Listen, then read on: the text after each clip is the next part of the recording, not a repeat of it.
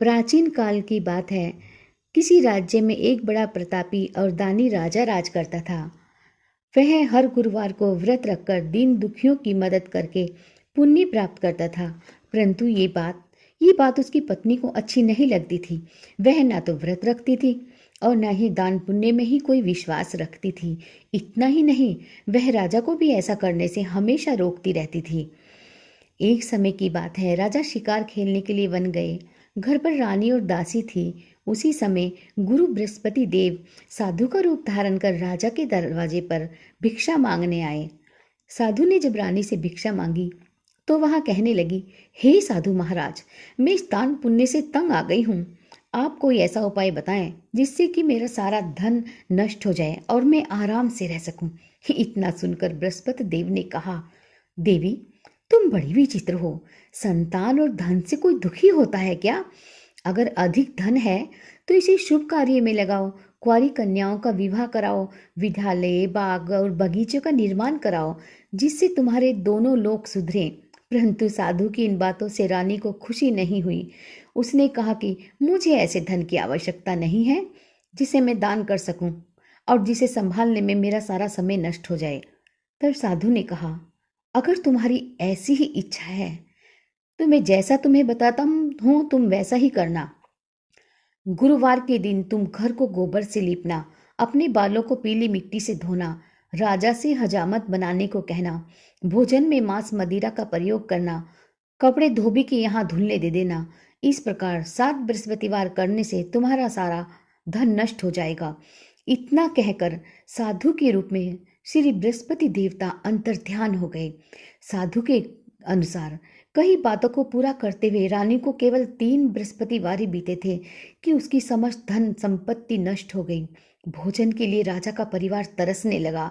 तब एक दिन राजा ने रानी से बोला कि हे रानी, तुम यहीं रहो, मैं दूसरे देश में जाता हूँ, क्योंकि यहाँ पर सभी लोग मुझे जानते हैं, इसलिए मैं कोई छोटा कार्य तो नहीं कर सकता। ऐसा कहकर राजा दूसरे देश में चला गया। वहां वह जंगल से लकड़ी काट कर लाता और शहर में बेचता। इस तरह वह अपना जीवन व्यतीत करने लगा। इधर राजा के परदेश जाते ही रानी और दासी दोनों ही दुखी रहने लगी। एक बार जब रानी और दासी को 7 दिन तक बिना भोजन के रहना पड़ा तो रानी ने अपनी दासी से कहा, हे दासी, पास ही के नगर में मेरी बहन रहती है, वह बड़ी धनवान है। तू उसके पास जा और कुछ लेकर आ, ताकि थोड़ी बहुत गुजर बसर हो जाए। दासी रानी की बहन के पास गई। उस दिन गुरुवार था और रानी की बहन उस समय बृहस्पतिवार व्रत की कथा सुन रही थी। दासी ने रानी की बहन को अपनी रानी का संदेश दिया, लेकिन रानी की बड़ी बहन ने कोई उत्तर नहीं दिया। जब दासी को रानी की बहन से कोई उत्तर नहीं मिला तो वह बहुत दुखी हुई और उसे क्रोध भी आया। दासी ने वापस आकर रानी को सारी बात बता दी। ये सुनकर रानी ने अपने भाग्य को कोसा। उधर रानी की बहन ने सोचा कि मेरी बहन की दासी आई थी, परंतु मैं उससे बोली नहीं, इससे वह बहुत दुखी हुई होगी। कथा सुनकर और पूजा समाप्त करके वह अपनी बहन के घर आई और कहने लगी, हे बहन, मैं बृहस्पतिवार का व्रत कर रही थी। तुम्हारी दासी मेरे घर आई थी, परंतु जब तक कथा पूरी होती तब तक न तो मैं उठती और न ही बोलती हूँ, इसलिए नहीं मैं बोली। बताओ दासी क्यों आई थी? रानी बोली, बहन, तुमसे क्या छुपाऊं, हमारे घर में खाने तक को अनाज नहीं। ऐसा कहते कहते रानी की आंखें भर आई। उसने दासी समेत पिछले 7 दिनों से भूखे रहने की बात अपनी बहन को बता दी। रानी की बहन बोली, देखो बहन, भगवान बृहस्पति देव सबकी मनोकामना पूर्ण करते हैं। देखो, शायद तुम्हारे घर में कहीं अनाज रखा हो।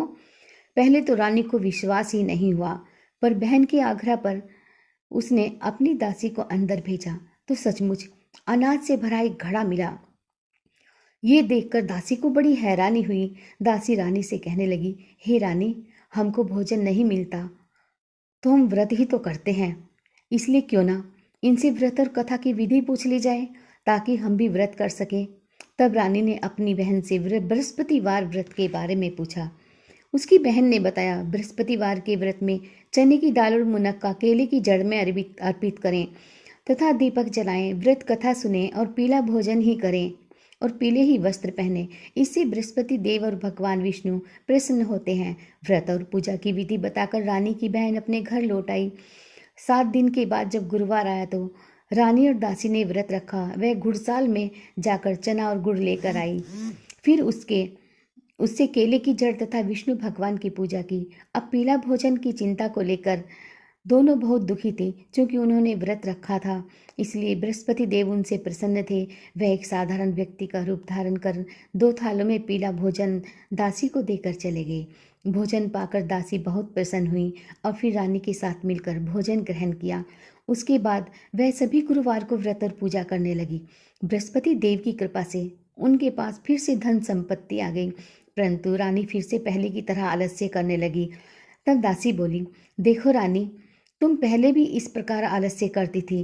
तुम्हें धन रखने में कष्ट होता था, इस कारण सभी धन नष्ट हो गया। और अब जब बृहस्पति देवता की कृपा से धन मिला है तो तुम्हें फिर से आलस्य होने लगा।